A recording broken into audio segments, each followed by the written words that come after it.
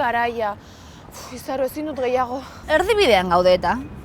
Ero moduan atera zara etxetik eta normala da nekatuta egotea.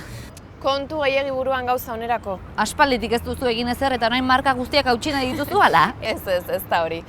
Baina, enaiz korrikari buruarekin. Urduri nabil eta asko igartzen da. Hau den Antxonengatik ez da? Ez. Ibonen kontuagatik. Haze modu xelebre adiskide bat galtzeko. Baina etzen zure errua izan. Bai, badakit, baina amorrua gainetik ezin kendu nabil.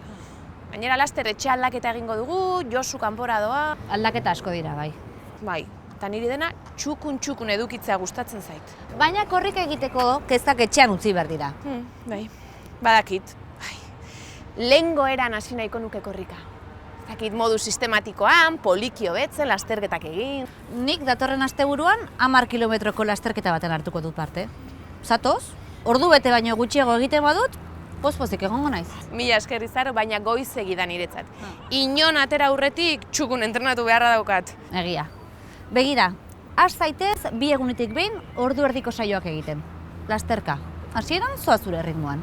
Ara gure maistra, aizu, hori badakite, Nire arazoa denbora hartzea da. Entzun, tarteka seriak egitea ere komeni da.